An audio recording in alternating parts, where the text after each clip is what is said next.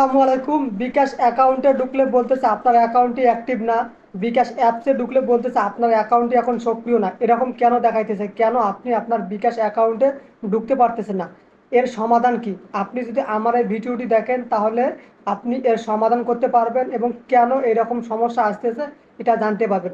ভিডিওটি শুরু করার আগে একটাই রিকোয়েস্ট, প্লিজ একটু সাবস্ক্রাইব করে দিবেন এবং অনেক বেশি শেয়ার করে দিবেন যাতে সবাই এই বিষয় সম্পর্কে জানতে পারে। প্রথমত, আপনার এনআইডি কার্ড দিয়ে যদি দুইটা বিকাশ অ্যাকাউন্ট খোলা থাকে, অর্থাৎ আপনার যদি দুইটা এনআইডি কার্ড থাকে, একটা 17 ডিজিটের পুরাতন এবং নতুন স্মার্ট এনআইডি কার্ড 10 ডিজিটের, এই দুইটা এনআইডি কার্ড দিয়ে যদি আপনি দুইটা বিকাশ অ্যাকাউন্ট খুলে থাকেন তাহলে কিন্তু আপনার একটা অ্যাকাউন্ট বন্ধ করে দিবে। এর প্রধান কারণ হলো আপনার এনআইডি কার্ড দুইটা, কিন্তু দুইটা এনআইডি কার্ড যে ইনফরমেশন, আপনার নাম, আপনার বাবার নাম, আপনার মায়ের নাম, আপনার গ্রাম, সব ইনফরমেশন কিন্তু একই। আপনি যখন এই দুইটা এনআইডি কার্ড দিয়ে দুইটা বিকাশ অ্যাকাউন্ট খুলছেন তখন কিন্তু বিকাশ কর্তৃপক্ষ হয়তো বা বুঝতে পারেন, পরবর্তীতে যখন বুঝতে পারছে একই ব্যক্তির নামে দুইটা বিকাশ অ্যাকাউন্ট, তখন কিন্তু একটা বিকাশ অ্যাকাউন্টকে ডিসেবল করে দিছে, অর্থাৎ একটা বিকাশ অ্যাকাউন্টে আপনি ঢুকতে পারতেছেন না। এটা একটা কারণ হতে পারে।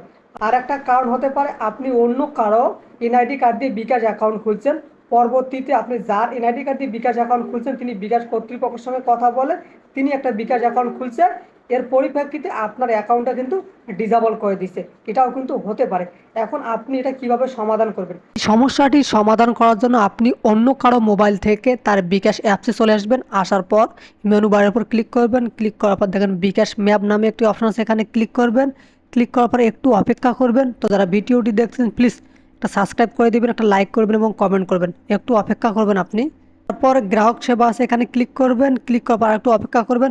লিস্ট দেখুন, এখানে ক্লিক করবেন। এগুলো হলো বিকাশ কাস্টমার কেয়ারের অফিস, অর্থাৎ আপনি যেখানে আছেন তার পাশে এই বিকাশ কাস্টমার কেয়ারগুলো আছে। আপনি যে জেলায় থাকেন সেই জেলায় বা সেই উপজেলায় বিকাশ কাস্টমার কেয়ারের অফিস আছে কিনা এখানে আপনি দেখতে পারবেন। আপনি সরাসরি আপনার এনআইডি কার্ড নিয়ে কাস্টমার কেয়ারে চলে যাবেন এবং তারা আপনাকে একটা সমাধান দিবে।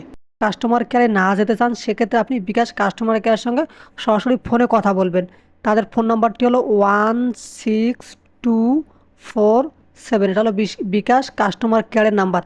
এই নাম্বারে আপনি সরাসরি কথা বলে আপনাদের সমস্যা, সেই সমস্যার কথা বলবেন। আশা করি আপনি সলভ করতে পারবেন। যদি ভিডিওটি ভালো লাগে তাহলে অবশ্যই একটা লাইক করবেন।